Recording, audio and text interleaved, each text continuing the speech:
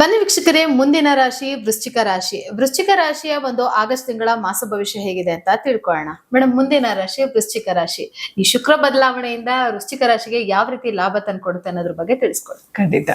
Relax studio ವೀಕ್ಷಕರಿಗೆ ನನ್ನ ನಮಸ್ಕಾರಗಳು. ಬನ್ನಿ, ಈ ಶುಕ್ರನ ಬದಲಾವಣೆ ಆಗಸ್ಟ್ ತಿಂಗಳಲ್ಲಿ ವೃಶ್ಚಿಕ ರಾಶಿಯವರಿಗೆ ಏನೆಲ್ಲ ಫಲಗಳನ್ನ ಕೊಡುತ್ತಾ ನೋಡ್ತಾ ಹೋಗೋಣ.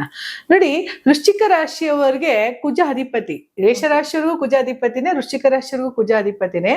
ಆದ್ರೆ ಇಲ್ಲಿ ಒಂದೇನು ಅಂದ್ರೆ, ವೃಶ್ಚಿಕ ರಾಶಿಯವರಿಗೆ ಚಂದ್ರ ಬಂದ್ರೆ ನೀಚ ಆಗ್ತಾನೆ. ವೃಶ್ಚಿಕ ರಾಶಿ ಮನೆಯಲ್ಲಿ ಚಂದ್ರ ನೀಚನಾಗ್ತಾನೆ. 9ನೇ ಮನೆಯವನು ವೃಶ್ಚಿಕ ರಾಶಿಯವರಿಗೆ ಬಚಕ್ರದಲ್ಲಿ 9ನೇ ಮನೆಯವನಾಗ್ತಾನೆ. ಆ ಮನೆಗೆ ಬಂದಾಗ ಚಂದ್ರ ನೀಚನಾಗ್ತಾನೆ. ಹಾಗಾಗಿ ಇಲ್ಲಿ ಶುಕ್ರ ಏನಾಗುತ್ತೆ ಅಂತ ಅಂದ್ರೆ, ವ್ಯಯಾಧಿಪತಿಯಾದಂತಹ ಶುಕ್ರ 11ನೇ ಮನೆಯಲ್ಲಿ ಕುಳಿತುಕೊಳ್ತಾನೆ. ಅದು ಲಾಭ ಸ್ಥಾನ ಅಂತ ಕರಿತೀವಿ.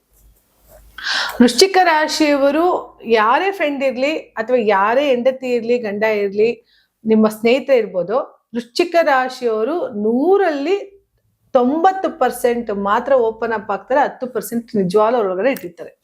ಅವ್ರು ಕಂಪ್ಲೀಟ್ ಓಪನ್ ಅಪ್ ಆಗಲ್ಲ. ಅವ್ರ ಒಳಗಡೆ ಒಂದಿರ್ತದೆ. ಓಕೆ.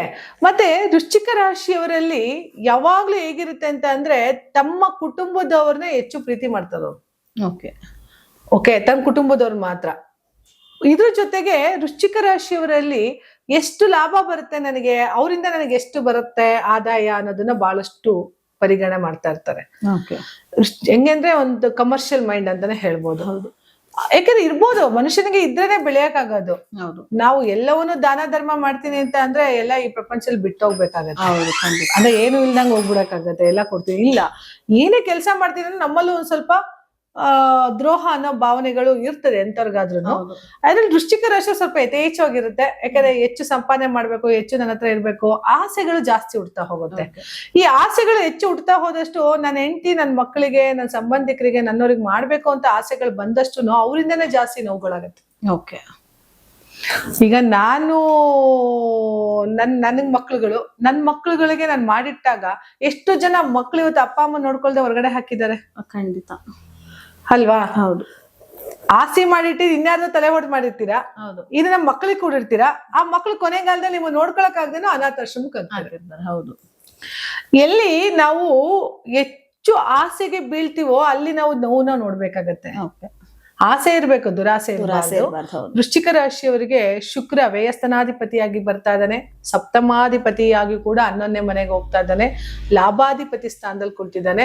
ವೃಶ್ಚಿಕ ರಾಶಿಯವರು ಯಾರೇ ಇರ್ಬೋದು, ಸ್ವಲ್ಪ 2-3 ಮದುವೆಗಳಾಗೋ ಚಾನ್ಸಸ್ ತುಂಬಾ ಇರುತ್ತೆ. ಇದು ಯಾಕೆಂದ್ರೆ ಬಚಕ್ರದಲ್ಲಿ ಶುಕ್ರ ಆಸೆಗಳನ್ನ ಕೊಡೋ. ಬಚಕ್ರದಲ್ಲಿ ಏನ್ 7ನೇ ಮನೆ ಅಂತ ಕರಿತೀವೋ ಅವನಿಗೆ ಆ 7ನೇ ಮನೆ ಸಪ್ತಮ ಹೆಣ್ಣು ಸಂಗಾತಿ, ಅವಳು ಕೂಡ ಹೆಣ್ಣಾಗ್ತಾಳೆ.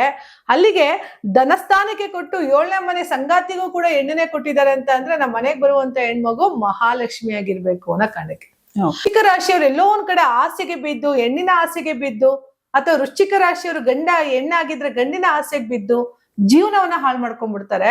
ಸ್ವಲ್ಪ ನೋಡ್ಕೊಂಡು ಲೈಫ್ ಲೀಡ್ ಮಾಡ್ಬೇಕಾಗತ್ತೆ ವೃಶ್ಚಿಕ ರಾಶಿಯವರು.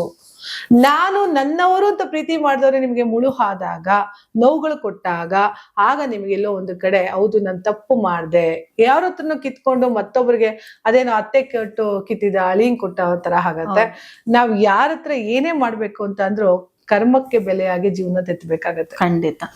ಯಾರ್ ಗುಣನಾರು ಚೇಂಜ್ ಮಾಡ್ಬೋದು, ಕರ್ಮಕ್ಕೆ ಕಲ್ತಂತ ಪಾಠದ ಗುಣವನ್ನ ನಾವು ಚೇಂಜ್ ಮಾಡಕ್ ಸಾಧ್ಯನೇ ಇಲ್ಲ. ಯಾಕಂದ್ರೆ ಅದು ಕರ್ಮಕ್ಕೆ ಪ್ರತಿಫಲ.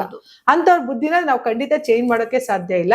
ಹಾಗಾಗಿ ವೃಶ್ಚಿಕ ರಾಶಿಯವರಲ್ಲಿ ಶುಕ್ರ 11ನೇ ಮನೆ ಲಾಭಾಧಿಪತಿಯಾಗಿ ಬರ್ತಾರಿಂದ ನೀವು ಕಟ್ಕೊಳ್ಳುವಂತಹ ಹೆಂಡತಿಯಿಂದನೋ ಗಂಡನಿಂದನೋ ಲಾಭವನ್ನ ವೃಶ್ಚಿಕ ರಾಶಿಯವರು ನೋಡ್ತಾರೆ. ಒಳ್ಳೆಯ ಫಲಾನುಫಲಗಳನ್ನು ಕೂಡ ತಗೊಳ್ತಾರೆ. ಜೊತೆಗೆ ವೃಶ್ಚಿಕ ರಾಶಿಯವರಿಗೆ ಮಕ್ಕಳು ತುಂಬಾ ಒಳ್ಳೆ ಮಕ್ಕಳು ಇರ್ತಾರೆ. ಯಾಕೆ ಪಂಚಮ ಸ್ಥಾನದಲ್ಲಿ ಗುರು 5ನೇ ಮನೆ ಹಾಕ್ತಾನೆ. ಧನಸ್ಥಾನಾಧಿಪತಿ ಮತ್ತೆ ಪಂಚಮಾಧಿಪತಿ ಅವನೇ ಆಗಿರೋದ್ರಿಂದ ವೃಶ್ಚಿಕ ರಾಶಿಯವರಿಗೆ ಒಳ್ಳೆ ಮಕ್ಕಳು ಇರ್ತಾರೆ. ಇದರಿಂದ ಲೈಫ್ ಅಲ್ಲಿ ತುಂಬಾ ಚೆನ್ನಾಗಿ ಹೆಸರುಗಳನ್ನ ತಗೊಳ್ತಾ ಹೋಗ್ತಾರೆ. ವೃಶ್ಚಿಕ ರಾಶಿಯವರು ಸಾಧಾರಣ ಹೆಸರುಗಳನ್ನು ಮಾಡ್ತಾರೆ. ಯಾಕಂದ್ರೆ ಬಚಕ್ರದಲ್ಲಿ ಅದು 8ನೇ ಮನೆ, ನಿಗೂಢ ಸ್ಥಾನ ಅಂತ, ಅದಕ್ಕೆ ನಿಗೂಢವಾಗಿರ್ತಾರೆ ಅನ್ನೋದು. ವೃಶ್ಚಿಕ ರಾಶಿಯವರು ಎಷ್ಟು ಓಪನ್ ಅಪ್ ಆಗಿರ್ತಾರೋ 100ರಲ್ಲಿ 10% ನಿಗೂಢ ಅಂತ ಉಳ್ಕೊಂಡಾಗ ನಾವು ಪೂರ್ತಿ ಅವ್ರನ್ನ ನಂಬೋದಿಕ್ಕಾಗಲ್ಲ.